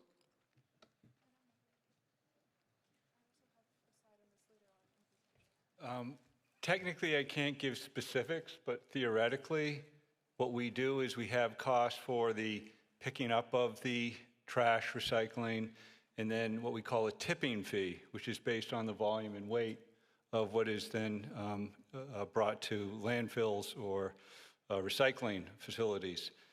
The challenge we have is we literally, Public Works went through standing up a brand new program just last year. And what I can tell you is the effort to educate, understand what Concord's specific needs were, develop the program has been significant. It was a big success, but it took years and dedicated staff time. We are still on the back end of almost recovering from that activity. This is a separate process. We have a contract with Waste Management. They do not have compost service. So what you'd be looking at is, can the town, through volunteers or committees, do what Concord Public Works did fairly successfully? In a short period of time, I'd say it can't happen. We know what the level of effort is, but as far as the education and awareness, I will say I'm a little bit taken aback by the understanding or misunderstanding of the level of effort that's required to do these sorts of programs. And unless you've done it, and we've done it recently, I can tell you it's a real slippery slope to put into the town what I would call an unfunded mandate to do this work. And if volunteers can do it, I would be very surprised. I know for the program, I know volunteers can do research, but what I'm hearing from the research to date is there is some questions on accuracy of what's being presented as far as cost benefit. Okay, thank you very much. Ms. Benson, would you like to reply to that? Yes, thank you. Could I have the slides from my presentation brought up, if that's possible? While that's going on, I'd just like to also address, the state plans will regulate this by 2030. Once again, state plans are going to have regulate this. It is best that we do it now, and also our motion states research and not implementation. The research is in order to make the implementation as the most cost-effective as possible. Oh, I apologize. I believe I just hit something. Thank you. So, and in terms of cost, I have a slide on that. Okay, yes. So in Bedford, the safe town costs from going to trash to composting was about $25 per year for each resident. It is predicted to be around $18.31 saved per year in Concord. This is, as previously explained, due to tipping fees. And again, our main goal with this is to increase the accessibility to residents through lower costs. Okay, thank you very much. Let's go to microphone number 1. Gwendolyn Humphreys, 400 Hayward Mill Road. Ms. Humphreys? It sounds to me as though the select board is concerned we would be reinventing the wheel with the original motion, and I don't understand why. The presentation made it very clear that many of the neighboring towns are already doing this. As I recall, we were the first town in the United States to ban single-use water bottles. We used to be a leader in waste management. Yes, there are many ways to compost household by household, but I love the idea that the town could manage this for us. I know none of us want to spend more money, but to quote President Jed Bartlett, the government can take in money and then distribute it. This sounds like one of those times that maybe we should invest if that's what it takes. That's why there are grants available, as the original presenter said. The original article seems like an easier way to arrange and especially to encourage composting. I would love, ideally, one fee that handles all my waste management and not have to coordinate endless subscriptions. I'll leave that to Netflix, Amazon, and Disney. Thank you very much. Let's go to the auditorium. Thank you. Microphone 2, please. Lisa Resnick, 45 Laurel Street. As far as the amendment to the article goes, it looks to me like it's just a way to push this onto a back burner. I didn't see anything in that amendment that had a date on it, so I don't see where there would be a goal that that it would be accountable. So to say that we support the composting, and to really mean it would mean to have some clear action that was going to be taken. So without that, I don't think the amendment is something to adopt. Thank you. Thank you. Thank you. Any more speakers in the auditorium? We have one more, please. All right. Rachel Wheeler, 742 Fairhaven Road.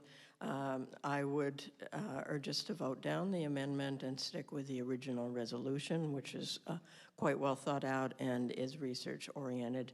Yes, it will probably cost some investment of town staff time, and that's has to be prioritized because this is a change that we need to make, and we need to make it quickly. Methane emissions are really a climate emergency. I also question the statement that's been made that we can solve this by each signing up individually. We have quite a few residents who do not have control over their individual waste streams, such as people living in our senior living facilities. And just saying that we could all subscribe individually to Black Earth or to compost in our backyard doesn't address a significant part of the waste stream. I think that's where research would come in handy. Thank you. Thank you, Madam Moderator, may we take one more? Well, hold on a second. We have a response that Mr. Bohm would like to make. Go ahead, Mr. Thank you. I just want to comment on the rate of implementation. I think neither the basic motion or the amendment really has a date on that. Let me tell you two things. You have a select board member standing in front of you presenting a motion, and there's a commitment on my part and the select board part to kind of move forward on our part. I will say that turning this over to a town, to the research and the ratepayer program, it's going to take much longer because staff have a lot of other things to do. And so this is not on the front burner of the staff in terms of establishing all the parameters of the ratepayer program, as Alan Cathcart and Andrea Solomon mentioned. So to get this done and get this moving forward, I think the amendment is going to be your faster path to do this. Thank you very much. Let's go back to the auditorium. Thank you. Microphone 2, please. Peggy Wargelin, 97 Hillside Ave. Can you get a little closer to that microphone for us? Sure. Peggy Wargelin, 97 Hillside Ave. It's weird to see myself, sorry. I wondered if perhaps part of the reason it was so complicated to do the recent trash conversion was because it was a conversion. You had people who were used to the way it had been before, et cetera, and you had to change it, whereas this is new.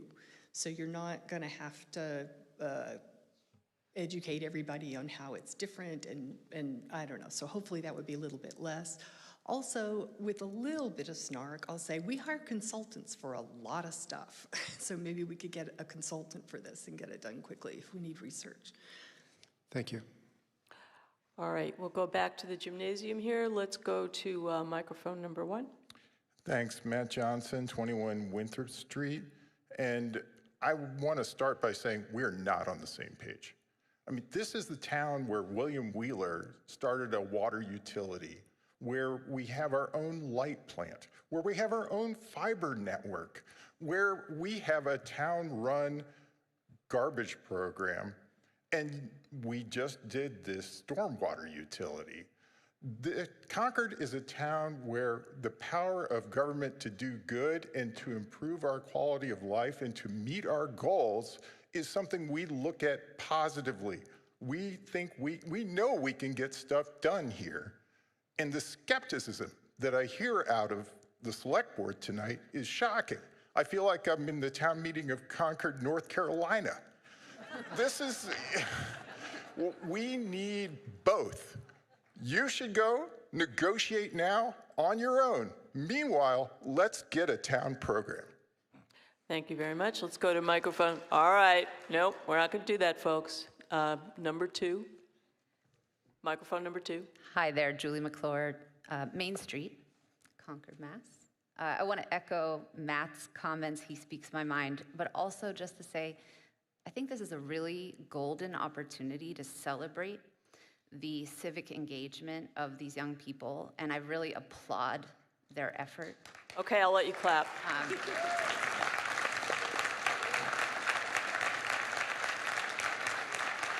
That's worth an exception. If we live in a meritocracy, the petitioner wins. Thank you. Thank you. Let's go to microphone 2 again. Colleen Humphreys, 400 Hayward Mill Road. Ms. Humphreys. I'm concerned because this was supposed to have been done by last year and it hasn't. So I don't have a whole lot of, losing the words, confidence in the select board right now. So I think we should go with what the kids are suggesting because, you know, they're suggesting something. Thank you very much. Microphone number 1. Arthur Walker, 68 Commonwealth Avenue. I think 42, as originally proposed, stands on its own merits. And not that I think the select board is not on the same page, but I think there are different opinions about, you know, how this might work. But I think what occurs to me is that this is very time sensitive. Our globe is burning. I mean, read all the science, educate yourselves.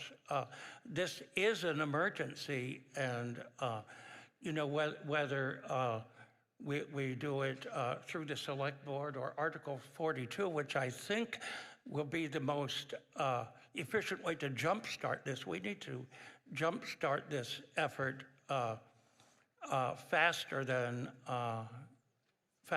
tomorrow, and or we won't have much of Concord to take care of several generations ago. I mean, this is the science, and I think that you know, what a wonderful opportunity for the whole town to cooperate and really push this. It is time sensitive, and I think that's my take on it. I think we need to go with Article 42, and the amendment, although maybe well thought out, I don't think will give us the push that the original article would. Thank you. Thank you very much. Let's go to microphone number 2. Now, that's you, sir. So I'm a member of the... right, okay, and I'm guessing you're not registered okay to that? vote. Yes. Yes, I'm okay with that. Tell us Okay. your name and address and go ahead and speak. My name is Evan Holtzgren, and I live at 73 Neshoba Road in Concord. I just really think that this is really an important step for the town, and it's really going to secure our future with solid waste. And I feel like the other proposed plan might not be as effective because it's, I feel like we've already done a lot of promotion and education surrounding this issue, and I feel like the ratepayer plan is not going to change. I feel like it's going to stay at 10%. And I'm here to support, and please support the original motion. Thank you very much. Microphone number 1. Hi, Cynthia Katz, 20 Conant Street. Ms. Katz. Thank you. Madam Moderator. I've been looking forward to this article for weeks after I first heard the presenter at the townhouse, I don't know what that thing was called, you know, the pre-town meeting thing. Hearing, thank you. And I was really looking forward to this tonight, and I support this motion. I was we've composted at home for a long time, and then when the pilot project came on, we decided to do that. And I thought that the town doing a pilot project meant that it was going to be moving forward with townwide composting at curbside collection. So I was really disappointed when they just stopped it. And we did sign up for Black Earth, but the idea of being able to have the town negotiate something where more people would get involved and it could conceivably be a little less expensive because that bump also in our trash and recycling fees was pretty significant for us.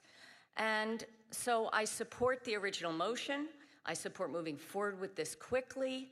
We don't have time to waste, and composting is something that we should be doing, curbside collection through the town, I hope. And thank you to the Sunrise students for bringing this forward. Thank you very much. Microphone number 1. Hi, my name is Rachel Gibson, and I live at 23 Lexington Road. I've also been excitedly waiting to hear the article presented tonight, and there are a couple facts that, for me, make me not support the amendment, but support the original article. And one goes to the fact that food waste accounts for roughly 8 to 10% of greenhouse gas emissions. That's significant. And as the student shared, there's a 2030 deadline that is coming very quickly. The second piece of information that was really helpful to hear was the participation rate in other towns that do have that government connection that we do not have here. And as a relatively new resident of Concord and someone who comes from a state that required all municipalities to offer compost along with landfill and recycling, I was quite stunned that that was not available. And it took me months to actually discover that there was a private option for me to utilize in Black Earth, and it was on a walk with my dog when I saw a bin outside. So it's not, I find it hard to believe that the participation rate is going to go up any other way than this. The students should be applauded. I really appreciate the work that you have done to bring this to the town, and we should all do right by them because they are the ones who are going to have to suffer the most for what we've done to this planet. Thank you. Thank you very much. Microphone number 2. David Bell, I'd like to call the question on the substitute motion, please. All right, so this is a non-debatable motion which requires a second and a 2/3 vote. Do I have a second? I see that I do. We will use our paper voting slips for calling the question. All those in favor of calling the question and proceeding to a vote, please raise your slips. Thank you very much. All those opposed? Well, that looks unanimous in here. How's it look in the auditorium? Unanimous in here as well. All right, so we will now proceed to a vote on the substitute motion. Can we have that back on the screen, please, so we know what we're, all right. So there is Mr. Boehm's proposed substitute motion. We'll use our clickers for this, okay? Do we have a, okay? All right, we will open the voting now.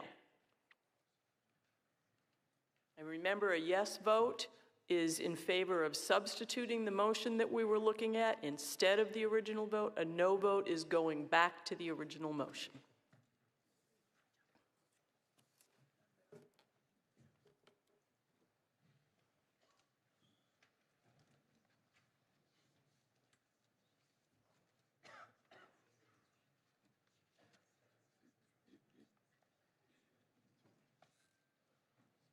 Okay, let's close the window. All right, so the motion to substitute fails. We will now return to the original motion. Can we have that on the screen, please? And we will now open the floor to questions and comments on the original motion that was offered.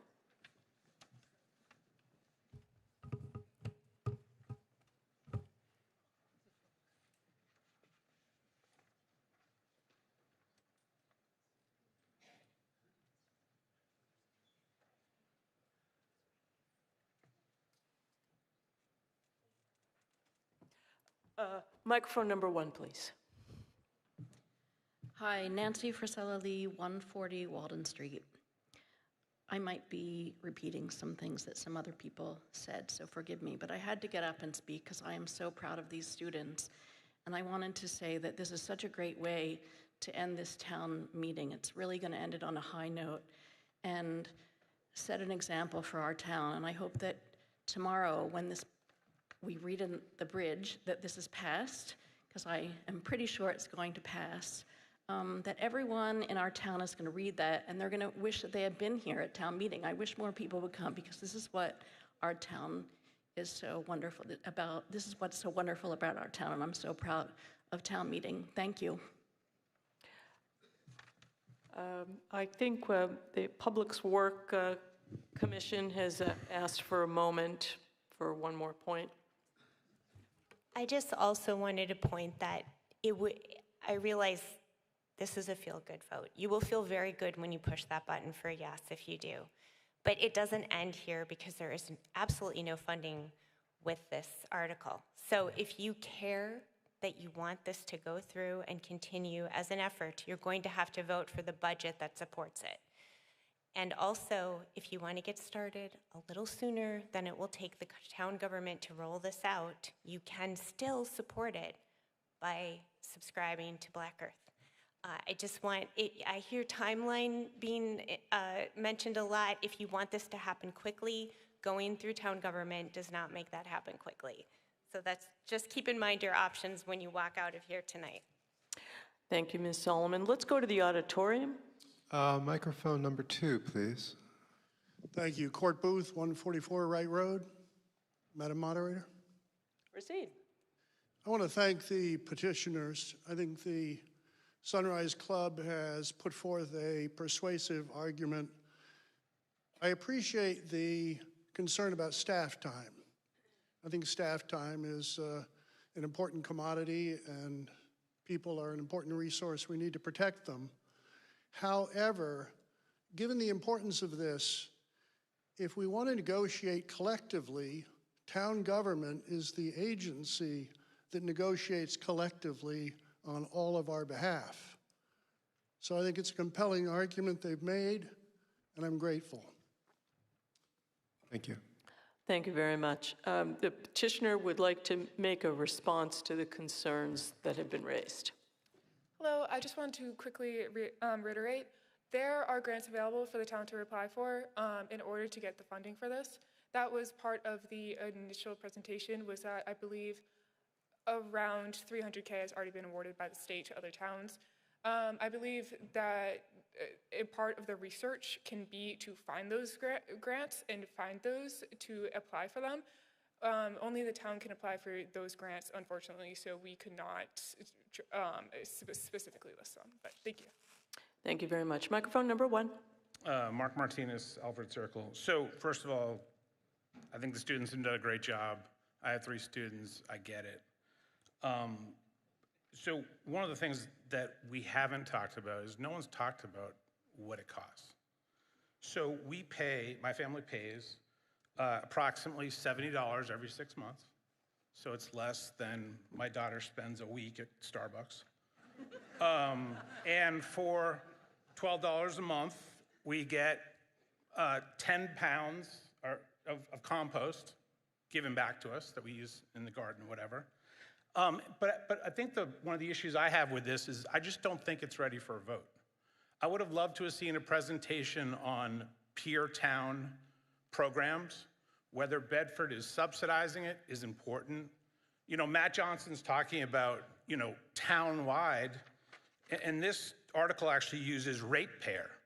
So are we suggesting that this is mandatory for every citizen? So if not, we should be clear that, you know, although we do have separate opinions, we're talking about really a buyer's collaborative, right? So we're asking the town to negotiate on our behalf an opt-in program which will hopefully get us under $10 a month, right? So for me, it's just, it would have been helpful just to see the specific data of the other towns, what they did to achieve their success, and then model our program after their success using real numbers. And hopefully we can drop the numbers down. And then it's not going to be waste management. They don't offer the service, so it's going to have to be Black Earth or another vendor. So, and I do have a lot of appreciation for the point that Alan made and the DPW commissioner made about look, we're all volunteers. We all sit on these committees. We don't have time to do the research, so we're going to have to pay for the research to be done.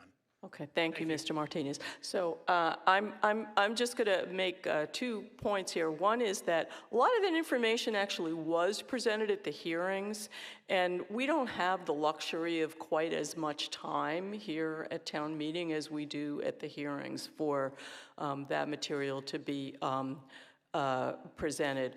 And then, yes, plainly, this is a ratepayer program. It's opt-in, so it's just the same. The proposal is just the same as what we currently have for solid waste, which is opt-in. And, you know, on my street, half of our street has opted into town trash, and the other half has their own private haulers. So, microphone number 2. Hugh McCrory, 59 Lee Drive. Mr. McCrory. So I've heard a lot of really good points tonight, both here and also at home. I think, you know, change is difficult. But I think it's possible to do both. You can sign up for Black Earth and vote yes on this motion. So it's not an either or. You can do both. But it's clear over the last 5 years that, you know, there hasn't been a lot of progress. And I'm not blaming anyone for that. That's just, I think, what the petitions are saying. We need change, and we're not the first. We were the first with single bottle water, and I actually live on the same street as the late and the great, one of the great Concordians that I've known is Bob Lawson. He passed away last year. So if Bob was here, I would ask you all, what would Bob Lawson say to this article? And I'm serious about that. A lot of people thought they were crazy getting rid of the single-use water bottles in Concord. I don't think anyone's gone thirsty having done that. You know, and that's been a good thing. Change is difficult. It's possible to, this article is proposing a minor step forward. It's, and the petitioner's done a really good job. So I just encourage us all to give it a chance. Let's do both. Thanks. Thank you very much. Microphone number 1.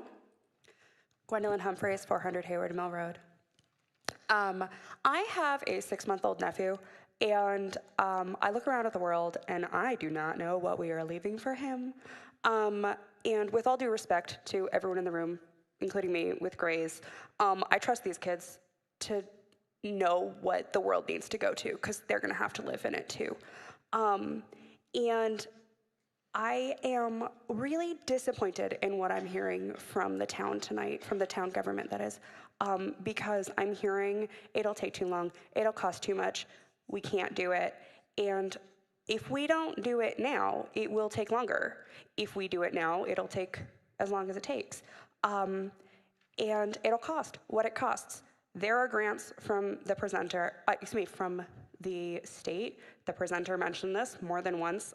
I'm also really concerned that I heard town officials saying that it's going to cost us money, and evidently did not listen to the presenter saying there are grants available. There are towns that paid nothing to do this because of the grants. So I urge everybody, listen to the kids, listen to what they're actually saying. We can do the research, we can figure out how we should do this best, and we can leave a better world for our kids. Thank you very much. Microphone number 2. Yes, Kim Novick, 53 Temple Road. For the petitioner, I have a question. For one thing, the statement is I very much support it, but can the town manager ask the board to look into this and come up with recommendations as far as how to get things done over the next 4 years? Yes, so the language, I'm sorry, I know that the language of the article is a little bit convoluted, is that the town urged the select board to request that the town manager investigate and report. So that is definitely an option as part of the research that we are asking the town to do. We are leaving the research in the hands of the town. Beyond what we have already researched, we're asking the town to do it from what they have to offer and research that themselves. And would that include the select board? It could potentially include the select board. It could potentially include another group. It could potentially include any number. Okay, so if the select board is really interested in doing this, you could step up and volunteer. It sounds like you've already done that. So I urge everyone in this room to vote for this amendment. We're not for the amendment, but for the motion. And thank you very much. Thank you. Microphone number 1. Gail Heyer, 54 Nancy Road. So I have a sort of technical question, something I've been wondering about when I'm making the decision for me whether to compost or not, and I was wondering if it's something that you all considered. So composting versus putting food waste in a landfill. Most landfills today have mechanical systems that collect the leachate and collect the methane and use it to generate electricity. So I'm thinking, like, if the landfills eventually don't have food waste, then there's not going to be like methane created in the landfill, and we're sort of losing out on this free electricity. So if I'm wrong about that, please let me know. Or I'm just wondering if that's something you had considered in your research. I apologize. That was not something we had initially had research done on in advance of this meeting. I believe that could definitely be one of those things that could be taken into consideration when the town does this research. Again, what we're asking the town to do is to research the feasibility, make a cost benefits plan, see what is possible and what is both the cost and the benefits. Yeah, I mean, it might just be a fact question whether or not our waste right now goes to a landfill that has a methane collection system. So that would be something to think about. Thanks. Sorry, I do believe that the landfill we currently use is the Fitchburg landfill. I'm sorry, I don't have any other. Oh, okay, that's all right. Thanks.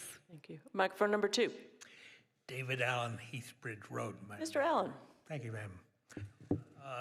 I believe this motion is ready right now for Concord and ready for a vote. I think equally we need to be mindful when we hear that there's an unfunded mandate. Those are not good things. I suggest when we do the budget next year, we fund whatever it is needs to be funded. Alan Cathcart has done a remarkable job when he tells us that it's going to take staff time. We need to listen to him. Let's pass this remarkable piece of work that the students have brought us and get our house moving down the road in a better place for the generation to come along, particularly for old folks like me. Thank you. Thank you very much. Microphone number 1. Gilda Gusson, 149 Neshoba Road. I do not want the Public Works Department to feel like they're drowning. I don't want any town staff to feel like they're drowning. I would really like the Select Board to recognize that this kind of article is going to be coming up again and again and again as we try to mitigate climate change. And if the Select Board could work with every single department and every single committee and make it clear that mitigating climate change is our priority, then we wouldn't be blindsiding our staff and we would get what we need to get. So we're not so worried about stormwater management. Thank you. Thank you. Microphone number 2. That comes out of the holder, by the way. Okay. Holly Kratzley, Edmonds Road. I'd like to move the question. All right. Okay, that requires a second. I see that we have one, and you know the drill. This requires a 2/3 vote, and if it passes by a 2/3 vote, we proceed to a vote on the motion. All those in favor of calling the question and proceeding to a vote? Thank you very much. All those opposed? Well, that's unanimous in here. How about in the auditorium? Unanimous in the auditorium as well. All right, we will now proceed to a vote. What do you say, guys? Clickers or voting slips? Voting slips? Clickers. All right, I hear more clicker voices than voting slip voices. All right, we'll use our clickers. Windows open.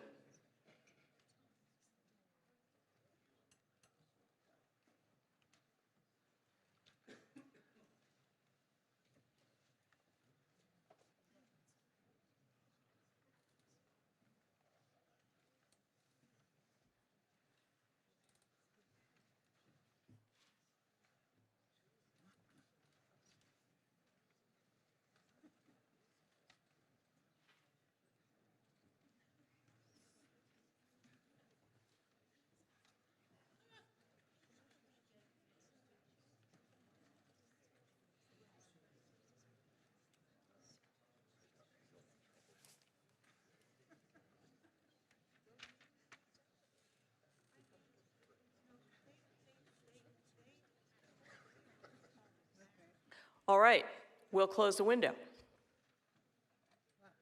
Okay, so that passes by a vote of 205, 235, and I do so declare. Thank you very much. I want to note that